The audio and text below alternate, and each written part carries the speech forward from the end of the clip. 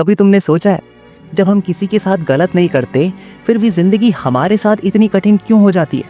जब हम सिर्फ और सिर्फ अपनी लाइफ में अच्छा चाहते हैं तो दर्द, धोखा और हर मुश्किल हमारे रास्ते में क्यों आती है? क्या ये कोई पनिशमेंट है? क्या भगवान हमसे नाराज हैं? या इस दुख के पीछे कोई ऐसा सच छुपा है जो हम समझ नहीं पाते? आज हम समझेंगे दुख के पीछे छुपे वो ज्ञान को जो भगवद गीता ने हमें दिया। एक ऐसा ज्ञान जो तुम्हारी सोच को एक नए स्तर पर ले जा सकता है। देखो, हर इंसान के जीवन में दुख आता है, चाहे वो राजा हो या फकीर, चाहे वो गुड पर्सन हो या बैड पर्सन। भगवद गीता के पहले अध्याय में भी अर्जुन जैसे एक महान योद्धा, एक धार्मिक इंसान, वो भी दुख से बिखर गए थे। उन्होंने अपना धनुष छोड़ दिया था, आंखों से आंसू बह रहे थे, क्योंकि उनके सामने था उनका अपना परिवार, उनके अपने लोग। यानी गीता कहती है दुख किसी से भेदभाव नहीं करता। फिर सवाल ये उठता है कि अगर दुख सबके जीवन में लिखा है तो इसका मतलब क्या है? क्या हम इससे बच नहीं सकते? भगवद गीता चैप्टर 2 वर्स 14 में श्री कृष्ण अर्जुन से कहते हैं, हे son of Kunti, happiness and distress are temporary, they come and go like summer and winter. यानी सुख हो या दुख, दोनों ही स्थायी यानी परमानेंट नहीं होते। जैसे गर्मी और सर्दियां गुजर जाती है वैसे ही हर हाल बदल जाता है। यानी दुख कोई सजा नहीं है, वो एक टीचर है। हर दुख एक मैसेज लेकर आता है, कुछ सिखाने के लिए। कभी अपने कर्मों का फल, कभी अपनी सोच का परिणाम और कभी भगवान का सबटल सिग्नल कि तुम गलत रास्ते पर हो।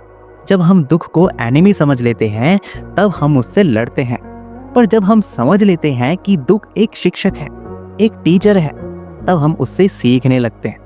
पता है रियल कॉज ऑफ सफरिंग क्या है?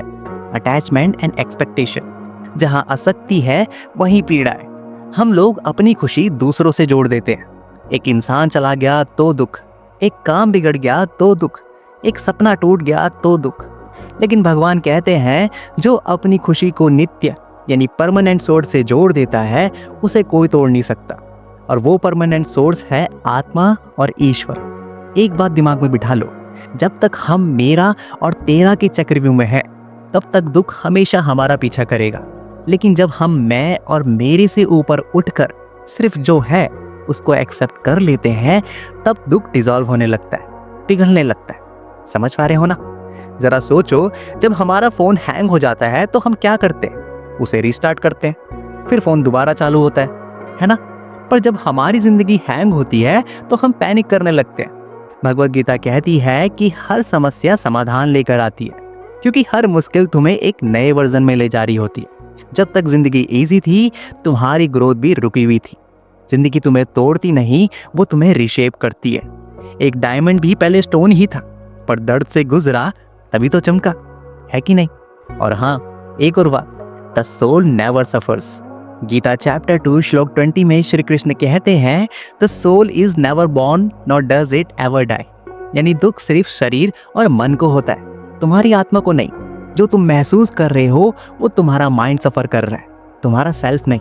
जब तुम ये समझ जाते हो तो तुम्हारा नजरिया बदल जाता है। तब तुम दुख से भागते नहीं, तुम उसे समझने लगते हो। श्री कृष्ण कहते हैं, कर्म करो पर उसके रिजल्ट से आसक्ति मीन्स अटैचमेंट मत रखो। दुख तब कम होता है जब तुम कंट्रोल उन चीजों पे रखते हो जो तुम्हारे हाथ में है और छोड़ देते हो वो सब जो तुम्हारे बस में नहीं। समझ पा रहे हो ना? हर मुश्किल हमें 3 चीजें सिखाती है। पहला, सब कुछ टेम्पररी है, सुख हो या चाहे दुख हो। दूसरा, अटैचमेंट कम करो वरना हर बार टूटोगे और जिंदगी भर खुद को या भगवान को कोसते रहोगे। तीसरा, भगवान पर भरोसा रखो, हर टेस्ट तुम्हें ऊपर उठाने के लिए है। तो अगली बार जब जिंदगी तुम्हें दुख दे तो कोसना बंद करो कि ये मेरे साथ ही क्यों होता है, और पूछना शुरू करो कि ये दुख मुझे क्या सिखाने आया है। क्योंकि दुख भगवान का तरीका है कहने का कि मैं तुझे गिराने नहीं जगाने आया हूँ। और जब तुम ये समझ जाते हो तब तुम्हारा दर्द तुम्हारा गुरु बन जाता है। हर दुख एक संदेश लेकर आता है, बस समझने की दृष्टि चाहिए, क्योंकि हमारा जीवन सीखने के लिए बना है, डरने के लिए नहीं। आई होप आपको सब कुछ समझ आया हो। अगर वीडियो थोड़ी सी भी इंफॉर्मेटिव लगी तो लाइक शेयर करना बिल्कुल ना भूलें। मेरे साथ जुड़े रहें, फिर मिलेंगे नेक्स्ट वीडियो के साथ। जय श्री हरि।